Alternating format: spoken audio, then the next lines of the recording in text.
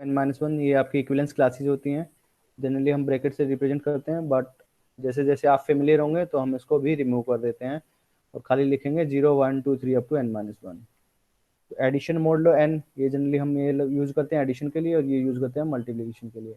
जब आप फैमिलियर हो जाते हैं तो भी इनको भी हम छोड़ देते हैं, तो हम सिंपली एडिशन लिखते हैं और मल्टीप्लिकेशन लिखते हैं। बट जेड के अंदर मैंने अभी लास्ट क्लास में जो प्रोपोजिशन बताई थी 1.45, इट सेज दैट कोई भी आपका एलिमेंट है A means it will be an equivalence class. कोई भी एलिमेंट है A belonging to Z N, A का मतलब है कोई भी इक्विवेलेंस क्लास है हमारे पास। ठीक है, तो if A belonging to Z N, then you can say, you can write square bracket if you are not comfortable with this। if कोई भी एलिमेंट है यानी कोई भी कॉन्ग्रुएंस क्लास है belonging to Z N, then it has multiplicative inverse, then it has multiplicative inverse if the GCD of A with n is 1। तो ये आपका फर्स्ट स्टेटमेंट है। सेकेंड स्टेटमेंट है कि कोई भी एलिमेंट है हमारे पास that is belonging to Z N, कोई भी कॉन्ग्रुएंस क्लास है, देन इफ कोई भी कॉन्ग्रुएंस क्लास है यहाँ पे A belonging to Z N such that GCD of A with n is not equal to 1। GCD आपका 1 के इक्वल नहीं है, देन जो A जो होता है वो हमारा जीरो डिविजन होता है, is a zero division, is a zero division. For example हमारे पास है Z6 ले लीजिए, तो इसमें कौन कौन से एलिमेंट आएंगे, 0 1 2 3 4 5 तक ही आएंगे। अब A का GCD 1 का GCD 6 के साथ कितना है, GCD ऑफ 1 विद 6 आप बताते रहें कितना आएगा। GCD ऑफ 1 विद 1, तो दिस इम्प्लाइज 1 का मल्टीप्लिकेटिव इनवर्स एग्जिस्ट करता है, 1 has multiplicative inverse. Next task है मल्टीप्लिकेटिव इनवर्स कैसे फाइंड आउट करना है। तो GCD ऑफ 2 विद 6 ये कितना है, 2 is not equal to 0। This implies 2 is a divisor of 0, divisor of 0। अब आप ही बताएंगे कैसे। 1.43 डेफिनेशन है कि अगर A जो एलिमेंट है कोई भी कॉन्ग्रुएंस क्लास है, if there exist some non zero congruence class Bn such that A into Bn is 0, then we say that A is a zero divisor, is a divisor of 0। तो हमें पता है कि 2 का GCD 6 के साथ 1 नहीं है, उसका मतलब this is a divisor of 0। तो इसको मैं किसके साथ मल्टीप्लाई करूं कि ये मेरा कौन सा एलिमेंट के साथ मल्टीप्लाई करूं यहाँ से कि वो मेरा जीरो इक्विवेलेंस आ जाए। जीरो अदर देन जीरो क्योंकि नॉन जीरो चाहिए मेरे को। डिविजर Bn 1/2 क्या 1 आएगा ना, 0 कहाँ आएगा। डेफिनेशन 1.43 क्या कहती है कि An is called a divisor of 0 if there exists a non-zero equivalence class, non-zero congruence class such that A into Bn is 0। तो ये मेरे को फाइंड आउट करना है, non zero equivalence class find out करनी है, कॉन्ग्रुएंस क्लास फाइंड आउट करनी है। यहाँ से इसको मैं मल्टीप्लाई करूँ और मेरा जीरो आ जाए। तो यहाँ पे किससे मल्टीप्लाई करेंगे कि ये मेरा जीरो मिल जाए। अच्छा नहीं 6 से कर देंगे, 6 से 7 से 7 कहाँ आएगा, एलिमेंट तो यहाँ से होने चाहिए ना। अच्छा ये इसका रूल है सर। तो एलिमेंट तो हम Z6 से लेंगे ना, तो यहाँ पे क्या मल्टीप्लाई करें। सर पर उस डेफिनेशन में उसने नहीं बोला है। बोला हुआ है, देखिए ध्यान से देखिए, वो बोल रहा है an belongs to Zn and an into हाँ, Bn is equal to हाँ, 0n हाँ, for आगे क्या है, zero congruence class Bn। हाँ तो नॉन जीरो कॉन्ग्रुएंस हुई ना, Bn is a non zero, वही तो मैंने लिखा है यहाँ पे। अरे लेकिन Bn जरूरी थोड़ी ना Zn की हो। बिल्कुल होगा, कॉन्ग्रुएंस क्लास बोला है ना हमने Bn। अगर आप n अप्लाई करेंगे तो it will be again A member of this thing, Zn के अंदर ही आ जाएगा। कोई भी आप एलिमेंट लगा लेंगे, n अप्लाई करेंगे तो वो आपका एलिमेंट यहीं पे आ जाएगा, reminder term. Okay, the denotion of this n only indicates कि वो Zn का पार्ट है, right? यस यस यस, यानी कि n का मतलब कि मैं n से डिवाइड करता हूँ तो वो आपका रिमाइंडर जो टर्म आएगी वो फिर वो यहीं का एलिमेंट होगा। तो यहाँ पे मेरा कौन सा एलिमेंट में मैं लूंगा यहाँ पे कि उससे अगर मैं मल्टीप्लाई करता हूँ तो वो मेरा जीरो आ जाए, जीरो कॉन्ग्रुएंस क्लास आ जाए। तो 1 बाई 1 आप ट्राई करें, यहाँ 1 रख सकते हैं क्या। No sir. अगर 1 लेते हैं तो ये मैंने ये भी हमने डिफाइन किया था, ए एन कॉन्ग्रुएंस क्लास है, बी एन कॉन्ग्रुएंस क्लास है, दोनों को हम मल्टीप्लाई कैसे करते हैं? ये दोनों को मल्टीप्लाई करेंगे फिर एन अप्लाई करेंगे। तो अगर मैं यहाँ पे 1 लेता हूँ तो कितना आएगा? It will be 2 into 1 which is 6।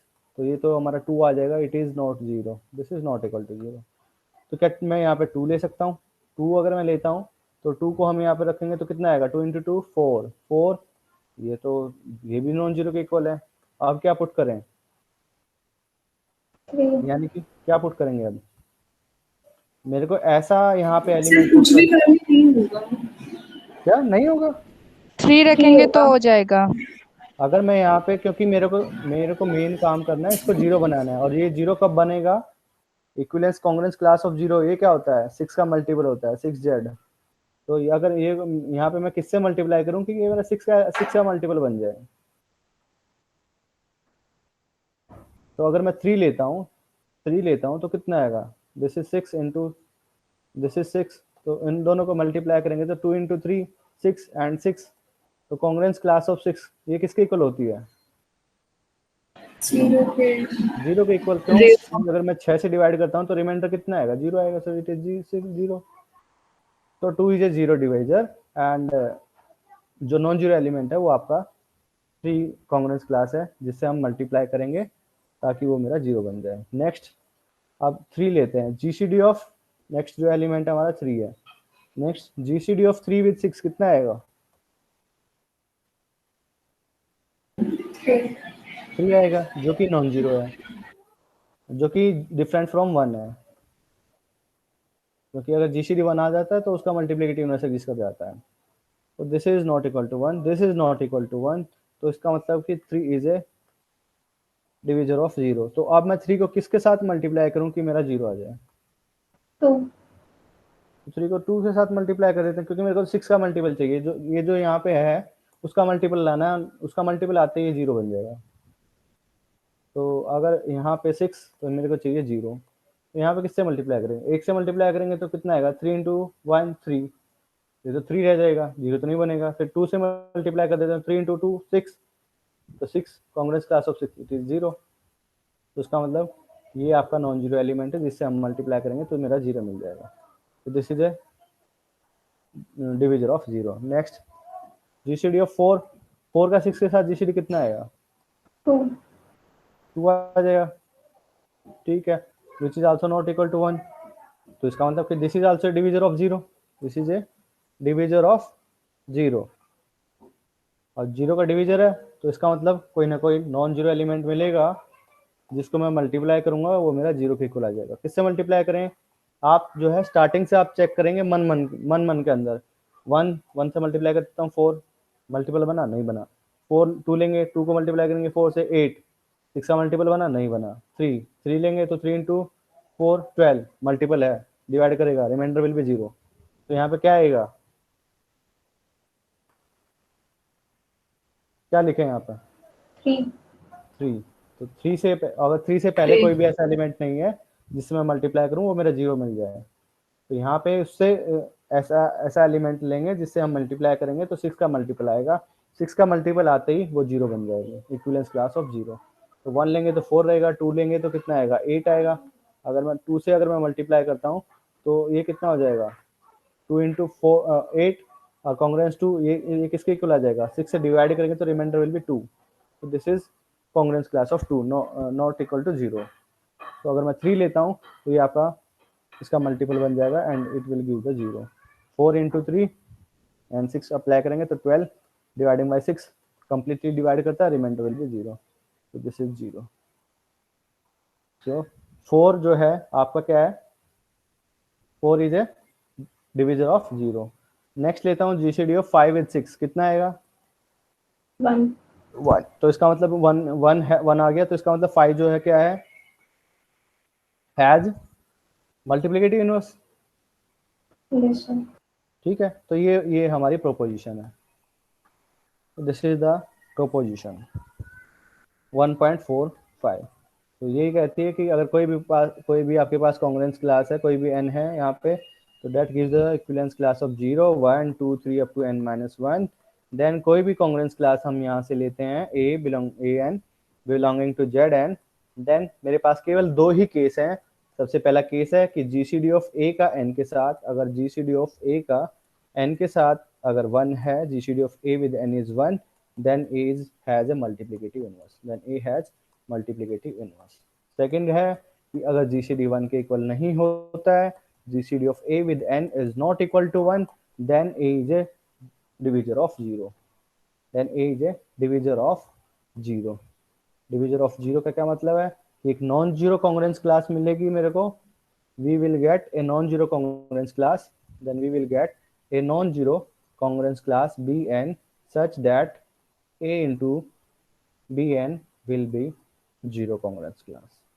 So this is the definition of divisor of zero. एक नेक्स्ट एग्जांपल लेते हैं हम, एक एग्जांपल ले लेते हैं। अब मैं ले लेता हूँ, कितना ले जाएं, z कितना लें यहाँ पे, आप बताएं कोई भी नंबर। 4 ले लिया, ठीक है। तो कौन कौन से एलिमेंट आएंगे, 0 1 2 3, इतने ही एलिमेंट आएंगे, ठीक है। अब हम चेक करेंगे, ये हमने बात की जो प्रोपोजिशन में हम बात करते हैं वो नॉन जीरो एलिमेंट को लेता है, कोई भी नॉन जीरो एलिमेंट। और कितना आएगा 1, तो इसका मतलब जो इक्विवेलेंस क्लास है 1 की, that has an multiplicative inverse, has a multiplicative inverse,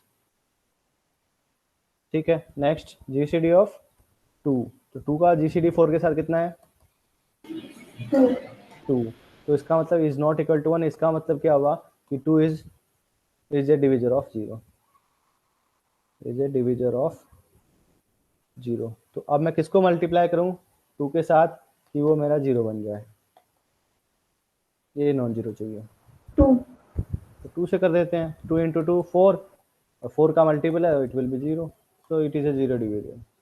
Now GCD of 3 with 4, 1, इसका मतलब क्या हुआ, जो इक्विवेलेंस क्लास है वो 3 का, उसके पास क्या एग्जिस्ट करेगा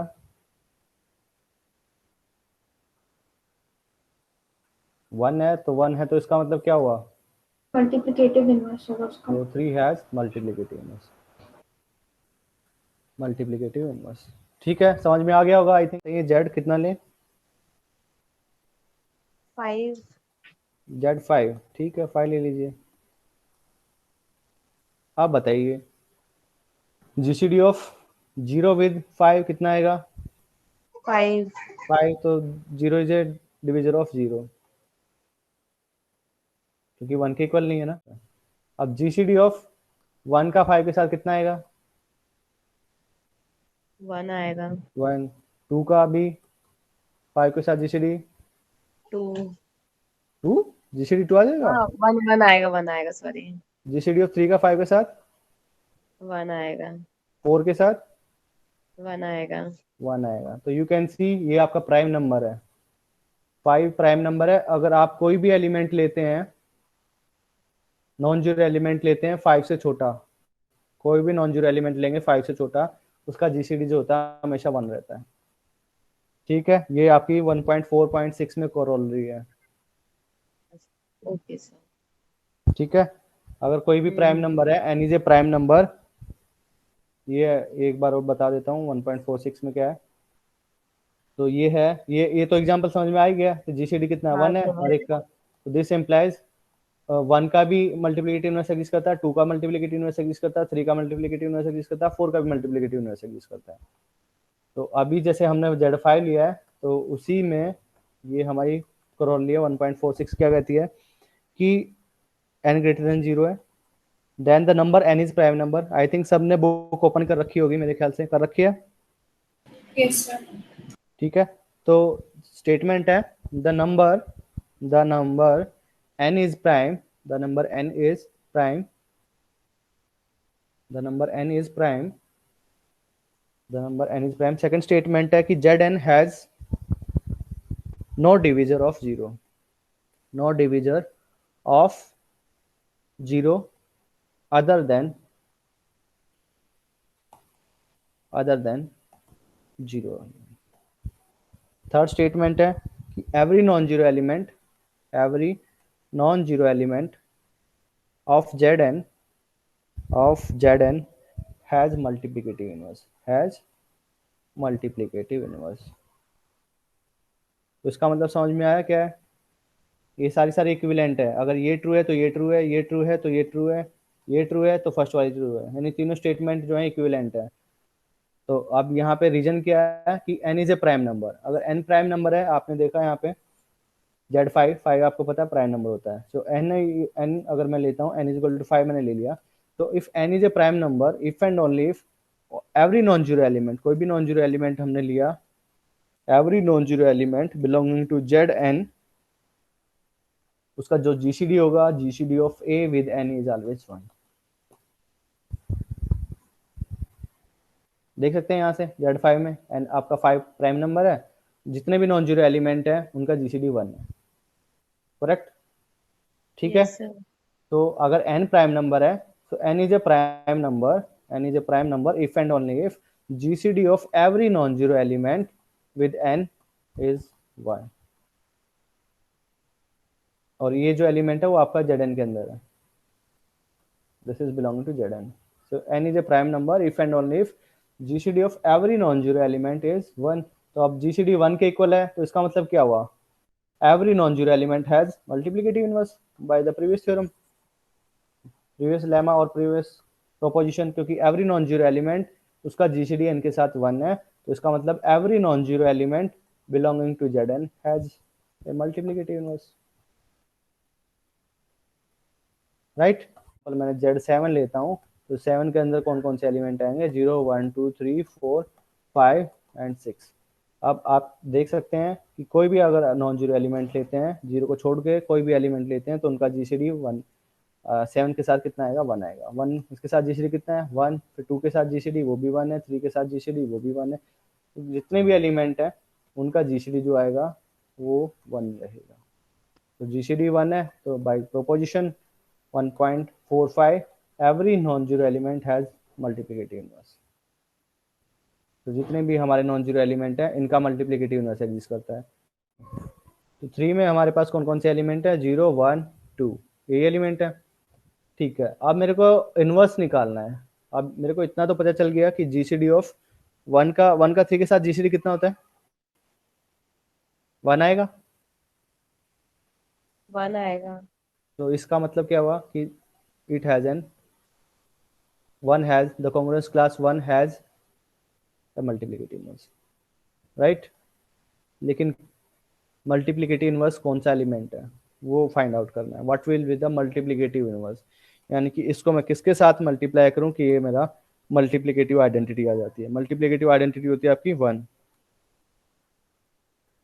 ये आपने पढ़ा होगा ना कि किस एलिमेंट को मैं किस हर एक कोई ऐसा एलिमेंट एग्जिस्ट करता है, उसके साथ अगर मैं मल्टीप्लाई करता हूँ तो वापस मेरा वही आ जाए। आपने पढ़ा होगा सेट ऑफ नेचुरल नंबर है या रियल नंबर है, तो 1 जो होता है ऐसा एलिमेंट होता है belonging to the set of real number कह लीजिए, रेशनल नंबर कह लीजिए, इंटीजर में कह लीजिए या नेचुरल नंबर में कह लीजिए। तो 1 जो होता है इनमें ऐसा एक एलिमेंट होता है कि मैं कोई भी एलिमेंट लूँ उस सेट का, अगर मैं उससे 1 से मल्टीप्लाई करता हूँ तो वापस से मेरा वही एलिमेंट आ जाता है for every element. You know this thing, पता होगा सभी को कि 1 से अगर मैं किसी एलिमेंट को मल्टीप्लाई करता हूँ तो वापस वही आ जाएगा, ठीक है। तो 1 जो कहलाती है आपकी मल्टीप्लिकेटिव आइडेंटिटी कहलाती है। 1 is called the multiplicative identity, multiplicative identity, okay. आप लोगों ने किया होगा कि कोई भी एलिमेंट है रियल नंबर में, then there exist an element exist करता है बी बिलोंगिंग टू आर, किससे हम उसको मल्टीप्लाई करें? For every element A belonging to R there exist an element B belonging to the set of real number such that A into B, A को मैं multiply करता हूँ B से, या बी को मल्टीप्लाई करता हूँ ए से, वो मेरा 1 आ जाता है। तो बी जो कहलाता है वो आपका क्या कहलाता है? Multiplicative inverse. B is called the multiplicative inverse of A. तो ए इंटू बी आपका 1 है, तो in case of real number B कितना होता है? 1/a होता है। तो इसको हम जनरली लिखते हैं बी इनवर्स इज 1/a, और you can say A inverse is 1/a। तो बी जो होता है वो आपका होता है 1/a। तो हम इसमें बोलते हैं कि ए का इनवर्स जो है वो 1/a है इन केस ऑफ रियल नंबर।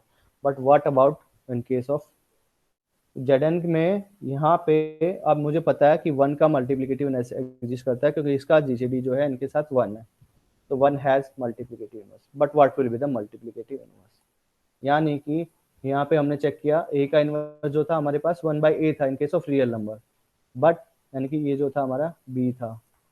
तो अब मेरे को फाइंड आउट करना है कि यहाँ पे मैं किससे मल्टीप्लाई करूँ b को, what will be the value of b जो कि आपका यहाँ पे बिलोंग करेगा, सच डैट उसको मैं मल्टीप्लाई करता हूँ तो मेरे पास मल्टीप्लिकेटिव आइडेंटिटी आए जो कि बन रही है। ठीक है, तो by hit and trial method you can find out कि 1 को अगर मैं किससे मल्टीप्लाई करूँ कि मेरा मल्टीप्लिकेटिव आइडेंटिटी आ जाए। यहाँ पे क्या क्या लिया जाए, हिट एंड ट्रायल मेथड से चूज करेंगे, चेक करेंगे क्या ये सेटिस्फाई करता है नहीं करता है। क्या लिया जाए? 3 लेंगे। 3 यहाँ के एलिमेंट होने चाहिए। Z3 का एलिमेंट 3 किसके इक्वल होता है? 3 से डिवाइड करेंगे रिमाइंडर विल बी 0, तो Z3 के एलिमेंट हमें लेने हैं। 1 को 1 ले लीजिए। 1 को अगर मैं मल्टीप्लाई करता हूँ, क्योंकि हमने पता है कि 2 कॉन्ग्रुएंस क्लास हैं, उनको अगर मल्टीप्लाई करते हैं, कैसे मल्टीप्लाई करते हैं, पहले दोनों को मल्टीप्लाई करेंगे फिर उस पर n अप्लाई करना है। तो 1 ले लेते हैं हम। 1 अगर मैं लेता हूँ तो क्या आएगा? 1 इंटू 3 और 1 इंटू 3 क्या करेंगे, पहले इन दोनों को मल्टीप्लाई करना है, 1 इंटू 1 फिर 3 अप्लाई करना है, दिस इज 1। तो इसका मतलब कि 1 का मल्टीप्लिकेटिव इनवर्स, इसका जो मल्टीप्लिकेटिव इनवर्स है वो 1 इटसेल्फ है। ठीक है, ओके। यस नेक्स्ट एलिमेंट हमारे पास 2 है, तो 2 नेक्स्ट एलिमेंट इज 2। तो 2 जो एलिमेंट है वो हमने चूज किया यहाँ से, तो जीसीडी ऑफ 2 विद 3 कितना आएगा? 1 आएगा। तो इसका मतलब क्या हुआ, प्रोपोजिशन से इसका मल्टीप्लिकेटिव इनवर्स एग्जिस्ट करेगा, यानी कि इक्विवेलेंस हैज मल्टीप्लिकेटिव इनवर्स। तो अब फाइंड आउट करना है किससे मल्टीप्लाई करें 2 को कि मेरा 1 आ जाए।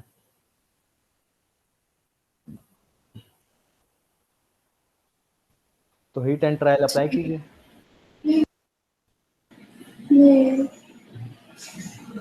एक एक एलिमेंट उठाएंगे, यहाँ पे चेक करिए किस किस को मैं यहाँ पे पुट करूँ। जितने भी एलिमेंट है 0 1 2, तो यहाँ पे एक बार 0 पुट करके देखेंगे क्या आएगा। 0 इंटू 2 इंटू 0 0, 1 के इक्वल कभी हो नहीं सकता। 1 उठाएंगे, 1 को मल्टीप्लाई करेंगे 2 के साथ, कितना आएगा 2, 1 कभी नहीं होगा। नेक्स्ट उठाएंगे 2, तो 2 को मल्टीप्लाई करेंगे 2 के साथ यानी कि 4, और 3 में है तो ये किसके इक्वल होगा? 1 के। ठीक है, तो इसका मतलब 2 का multiplicative inverse is 2 itself. Okay, समझ में आ गया? Yes sir. एक नेक्स्ट एग्जांपल लेते हैं यहीं पे, आप बताएं क्या लेंगे। Z 7 सिंपलेस्ट एग्जांपल ले लिया आपने प्राइम नंबर के लिए। 0 1 2 3 4 5 6 सभी का मल्टीप्लिकेटिव इनवर्स एग्जिस्ट करेगा, क्योंकि every non zero element has GCD कितना आएगा? 1 आएगा। तो every non zero element has multiplicative inverse. तो 1 का 7 के साथ जीसीडी 1 है, मल्टीप्लिकेटिव इनवर्स एग्जिस्ट करेगा। 2 का जीसीडी 7 के साथ 1 है, मल्टीप्लिकेटिव इनवर्स एग्जिस्ट करेगा। 3 का 7 के साथ जीसीडी 1 है, तो सभी नॉन जीरो एलिमेंट का जीसीडी 1 है, तो उसका मतलब उनका मल्टीप्लिकेटिव इनवर्स एग्जिस्ट करता है। तो अब मेरे को फाइंड आउट करना है। तो 1 जो है कॉन्ग्रुएंस क्लास है, एक कॉन्ग्रुएंस क्लास ऑफ 1,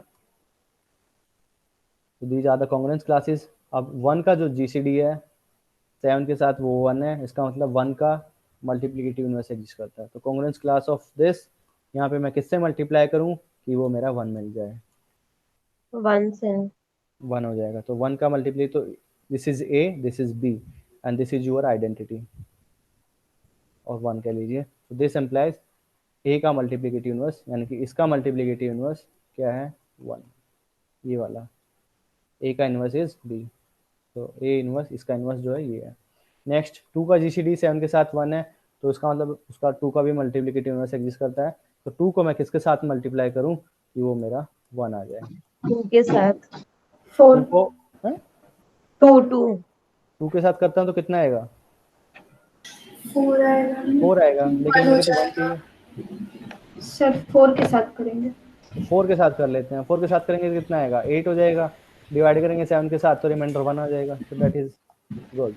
तो 2 का इनवर्स जो है वो कितना आएगा? 4 आएगा। नेक्स्ट थ्री का जीसीडी 7 के साथ 1 होता है, 3 का इनवर्स एग्जिस्ट करेगा, तो किसके साथ मल्टीप्लाई करें ये मेरा 1 आ जाए। तो 2 के साथ करेंगे, 2 के साथ करेंगे तो कितना आएगा, 6 नहीं हो जाएगा? सर 5।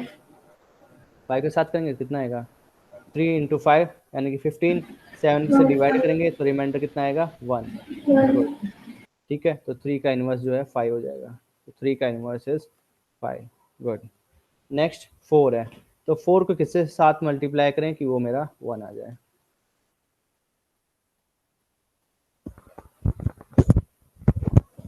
सर 2। 2 के साथ कर देंगे तो 4 का इनवर्स 2 हो जाएगा। So you can see repetition start हो जाएगा यहाँ पे। 2 का इनवर्स 4 है तो 4 का इनवर्स 2 हो जाएगा। 2 का इनवर्स 4 है तो आपस में, क्योंकि हमने बोला था ना a into B same as b into A, ये मैंने बोला था ना इनवर्स में। इनवर्स की डेफिनेशन क्या होती है, मल्टीप्लिकेटिव इनवर्स की डेफिनेशन क्या होती है कि for every element A belonging to any, क्योंकि रियल नंबर के लिए मैंने डिफाइन किया था, for every element A belonging to R there exist b belonging to R such that a into b is same as b into a is equal to 1। तो यहाँ से a का multiplicative अगर मैं लिखता हूँ a इंटू बी इज 1, तो हम बोलते हैं b इज 1 बाई a, यानी कि a इनवर्स, यानी कि a का इनवर्स b है। तो अब मैं a और b का इंटरचेंज कर देता हूँ रोल, तो b का इनवर्स b a हो जाता है। You can say b is a inverse, then taking inverse on both side, a inverse का inverse वापस से वही होता है, that is b inverse, so a inverse is b। तो ये एक दूसरे के इनवर्स होते हैं, अगर a का इनवर्स b है तो b का इनवर्स वापस से a होता है। तो यू हैव नोटिस्ड 2 का इनवर्स कितना आया था आपके पास यहाँ पे, 2 का इनवर्स कितना आया था 4, 4 का इनवर्स कितना है 2 है, तो एक दूसरे के इनवर्स होते हैं। नेक्स्ट है 5, 5 को मैं किसके साथ मल्टीप्लाई करूँ कि मेरा उतना ही आ जाए, ऊपर किया हुआ हमने। 3 का इनवर्स कितना है 5, तो 5 का इनवर्स 3, देखने की जरूरत नहीं, ऊपर हमने लिखा हुआ सीधा लिखो तो 1 आ जाएगा। तो 5 का इनवर्स कितना है 3। फिर नेक्स्ट कौन सा बचा, 6 बचा, तो 6 का जीसीडी 7 के साथ 1 होता है, किसके साथ मल्टीप्लाई करूँ कि ये मेरा 1 आ जाए।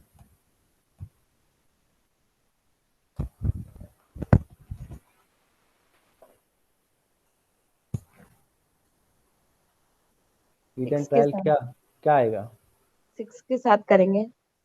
6 के साथ अगर करते हैं तो कितना आएगा, 6 इंटू 6 36, और 7 से डिवाइड करेंगे तो रिमाइंडर विल बी 1, तो 6 का इनवर्स इटसेल्फ। ठीक है, आई थिंक सबको समझ में आ गया होगा इनवर्स कैसे फाइंड आउट करना है। तो अब हम करते हैं, ये हमने किया हीट एंड ट्रायल मेथड से, लेकिन अब हम करेंगे यूक्लिडियन एल्गोरिथम से, जो कि मैंने पहली क्लास में बताया था। नेक्स्ट एग्जांपल है आपका एग्जांपल 1.41, एग्जांपल 1.41, सबके पास बुक है ना 1.41, ये है हमारे पास।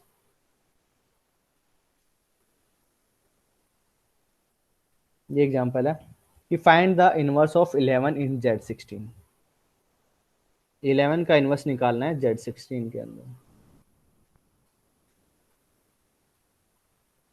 इन Z16।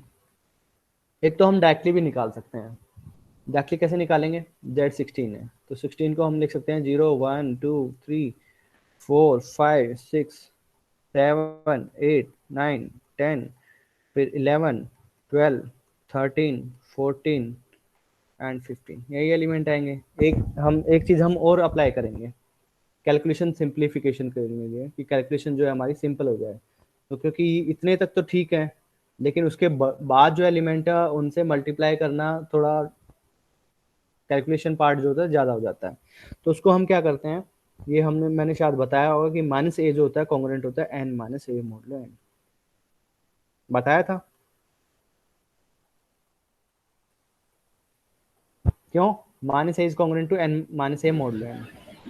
तो क्यों होता है, क्योंकि एज, ये डेफिनेशन थी हमारी, as congruent to b modulo n, modulo n कब कहलाता है, इफ एन डिवाइड करता है ए माइनस बी को, ये मैंने डेफिनेशन बताई थी, याद है, ठीक है। Yes sir. ठीक है, तो ये आपस में कॉन्ग्रुएंट होते हैं, क्यों होते हैं, क्योंकि n डिवाइड करेगा this minus of a minus a plus a, ये कैंसिल आउट हो जाएगा तो डिवाइड करता है, obviously it divide minus n। ठीक है, तो इसका मतलब क्या हुआ कि minus of a is congruent to n minus a modulo n. तो ये आपको याद रखना पड़ेगा। तो इसको हम क्या करेंगे, minus a is congruent to n minus a modulo N.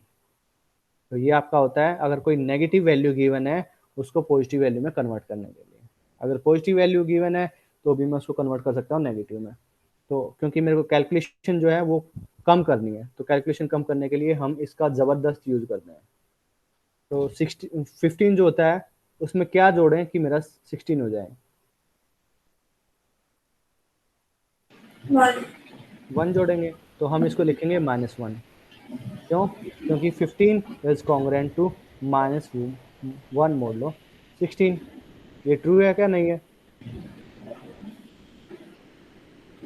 True है। ट्रू है क्योंकि 16 डिवाइड करेगा 15 माइनस ऑफ -1, यानी कि 15 माइनस -1 यानी कि 16 डिवाइड करेगा। अब इसको हम क्या लिखें, इसमें क्या जोड़ें कि मेरा 16 हो जाए?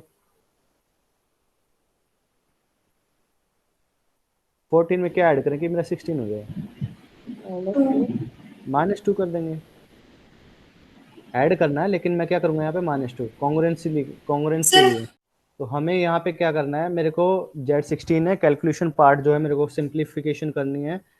तो सिंप्लीफाई करने के लिए हम क्या करेंगे, 1 डिजिट तक तो ठीक है मल्टीप्लिकेशन ओके है, लेकिन जैसे ही 2 में जाती है, 2 से ज़्यादा जाती है तो हमें मल्टीप्लिकेशन जो है कैलकुलेशन पार्ट जो है ज़्यादा करना पड़ता है। तो उस कैलकुलेशन पार्ट को रिड्यूस करने के लिए हम क्या करते हैं, जो 16 के जो एलिमेंट होते हैं उनको हम क्या करते हैं नेगेटिव में ले आते हैं। नेगेटिव रहेगा बट जो वैल्यू आएंगी वो आपकी कम हो जाएंगी, 1 2 3 1 सिंगल डिजिट में ही आ जाएंगी। तो हम ये अप्लाई करते हैं, ये वाला फॉर्मूला हम अप्लाई करेंगे क्योंकि n डिवाइड करता है minus of a this minus n plus a, इसको डिवाइड करता है, ऑब्वियसली डिवाइड करता है तो ये रिजल्ट होल्ड करता है। तो मैं क्या करता हूँ, जितने भी एलिमेंट हैं हमारे पास उनको हमें रिड्यूस करना है माइनस ए में, 1 डिजिट में लाने के लिए। तो 15 है तो 15 किसके कॉन्ग्रुएंट होता है, जस्ट आप ये देख लीजिए इसमें क्या ऐड करें, उसका माइनस लिख दीजिए यहाँ पे। तो 15 में क्या ऐड करें कि 16 हो जाए 1। You can check 15 is congruent to -1 modulo 16 होता है, होता है नहीं होता है? होता वेरीफाई है। कीजिए, होता है। फिर नेक्स्ट है 14 है, तो 14 में क्या ऐड करेंगे मेरा 16 हो जाए? 2 ऐड करेंगे, 2 ऐड करेंगे ना 14 में 16 हो जाए। हाँ सर। तो हम क्या करेंगे, यहाँ पे -2 के कॉन्ग्रुएंट होता है तो हम इसको लिख सकते हैं 14 इज कॉन्ग्रुएंट टू -2 मॉडुलो 16। ये होता है क्या, होल्ड करेगा क्या? यस। करेगा। फिर ये है 13, इसमें क्या ऐड करें कि 16 हो जाए? तो -3 कर दीजिए क्योंकि 13 में 3 ऐड करेंगे तो 16 हो जाएगा। लेकिन मेरे को इसका अप्लाई करना है, ये फॉर्मूला लेके आना है, इस फॉर्मूले को सेटिस्फाई करना है। तो ये चेक करेंगे क्या ये सेटिस्फाई करता है। तो 13 इज कॉन्ग्रुएंट -3 मॉडुलो 16, ये होल्ड करेगा। करेगा क्यों? क्योंकि 16 डिवाइड करेगा दिस माइनस दिस, तो 13 minus of minus plus divide करता है। अब इसमें क्या ऐड करें कि मेरा 16 बन जाए, क्या ऐड करेंगे बताइए? 12 में क्या ऐड करें कि 16 हो जाए? 4 4। -4 अब उसका नेगेटिव लिख दीजिए, उसका नेगेटिव लिख देंगे। तो 12 इज कॉन्ग्रुएंट टू माइनस का 4 मॉडुलो 16। ठीक है, 14 डिवाइड करेगा 12 माइनस माइनस प्लस 4। फिर ये कितना है, 11 में क्या ऐड करें 16 हो जाए? 5 माइनस लगा दीजिए, चेक करते हैं 11 इज कॉन्ग्रुएंट टू -5 मॉडुलो 16 होता है क्या? होता है। यस अब 10 है, 10 में क्या ऐड करेंगे 16 हो जाए? 6 -6 लिख दीजिए। तो 10 इज कॉन्ग्रुएंट टू -6 मॉडुलो 6 होता है।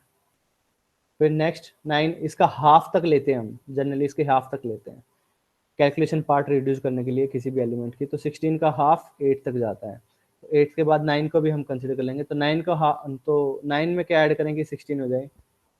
7 हो जाएगा। 7 तो -7, तो 9 इज कॉन्ग्रुएंट टू -7 होता है क्या? होता है। यस ठीक है, तो अब आपको क्या करना है, आपको चेक करने की भी जरूरत नहीं है, सीधा एक बार अगर आपको पता चल गया, फॉर एग्जांपल कोई भी एग्जांपल लेते हैं, हम लेते हैं जेड कितना बताइए, क्या लें? 4 थोड़ा सा बड़ा बताइए, 4 में इतना मजा नहीं आएगा क्योंकि जेड ये तो सिंपल एलिमेंट है ना, तो Z4 में 18 केवल दो ही एलिमेंट आएंगे, 0 1 2 24 ना, 1 डिजिट तक तो हम कैलकुलेशन इजीली कर लेते हैं। 24 24 ले लेते हैं, ठीक है चलो 24 ले लिया। तो इसमें किस प्रकार के एलिमेंट आएंगे, 24 का आधे तक हम करेंगे, 0 1 2 3 4 5 6 7 8 9 10 11 12, ठीक है, हाफ तक तो हमने ऊपर लिख दिया है। उसके बाद कितना आएगा, 13 14 15 16 17 18 19 20 21 22 23 24। अब आपको केवल केवल एक काम करना है, 24 नहीं आएगा, 23 तक आएगा, ठीक है। जस्ट आपको केवल एक काम करना है कि भाई लास्ट वाले एलिमेंट में मैं कितना ऐड करूं कि मेरा ये बन जाए।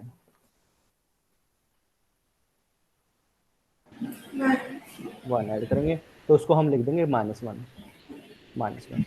यानी कि 23 इज कॉन्ग्रुएंट टू माइनस का 1 मोड लो 24। ये चेक करें होता है, यस सर। होता है, ठीक है। अब आपको कुछ भी करने की जरूरत नहीं है, सीधा एक एक कम करके लिख दीजिए, सीधा एक एक कम करके लिख दीजिए, एंड यू कैन वेरीफाई ये आपका रिजल्ट जो है ट्रू है। कोई भी एलिमेंट उठा लीजिए, इसमें से कौन सा एलिमेंट उठाएं, 2 डिजिट में माइनस -7 ये वाला, ठीक है। तो 17 जो होता है इज कॉन्ग्रुएंट होता है माइनस का 7 mode low 24, you can verify itself, yes 24 divide करेगा 17 माइनस माइनस प्लस 7 डिवाइड करता है। सो ये जितने भी एलिमेंट हैं वो आपस में कॉन्ग्रुएंट होते हैं, ठीक है। ये है इसकी application, minus of as congruent to n minus a modulo n। अगर आपको कोई नंबर गिवन है, फॉर एग्जांपल मैं कहता हूँ Z24 ही है मेरा, और मेरे को गिवन है -28, तो ये किसकी वैल्यू के इक्वल होगा, क्योंकि Z24 के अंदर जो एलिमेंट है वो आपके एलिमेंट है 0 to 23। अब मेरे को एलिमेंट दिया गया है -28, और ये इसको मेरे को लिखना है 24 के एलिमेंट में, तो इसको मैं किसके इक्वल लिखूंगा, यानी कि यहाँ पे मैं क्या लूँ कि वो मेरा मॉडुलो 24 हो जाए। 3 अगर मैं 3 लेता हूँ तो कितना आएगा आप बताइए, 24 डिवाइड करेगा क्या 28 माइनस 3 को, -3 लेंगे ना तो वहां जाके पॉजिटिव हो जाएगा, फिर वो सब्ट्रैक्ट हो जाएगा। ठीक है चलो मान लिया आपने ले लिया नेगेटिव, तो नेगेटिव हमारे पास हो गया यहाँ पे कितना हो गया -25, कितना हो गया -28 पे -4 20, लेंगे, 3 नहीं -4 ले लेंगे। लिया, चलो -4 ले लिया, तो ये आपका हो गया +4 यहाँ पे, तो कितना हो गया -24 डिवाइड करेगा, ठीक है, नो डाउट, बट मेरे को चाहिए प्लस वैल्यू। ये तो आपका कितना आया, यहाँ पे कितना लिया था आपने, -4 लिया ना, लेकिन -4 में नहीं लेना क्योंकि मेरी उसमें वैल्यू है, 28 और ऐड कर देंगे, कितना ऐड करेंगे, मतलब -4 लिया ना जैसे, तो वैसे -32 ले लेते हैं। हाँ। तो सिंपलेस्ट क्या करना है आपको, केवल कोई भी एलिमेंट गिवन है तो क्या करना है, जैसे आपका 28 गिवन है तो 28 is congruent to n minus कर दीजिए, यहाँ पे कोई भी एलिमेंट टू n की वैल्यू कितनी है 24, तो 24 फिर माइनस माइनस और a की वैल्यू कितनी है 28, जो आपने बोला था वो आपकी वैल्यू आ गई, क्या बोला था 4 के इक्विवेलेंट बोला था आपने, बोला था कि -28 इज कॉन्ग्रुएंट टू -4 मोडुलो 24, यही बोला था,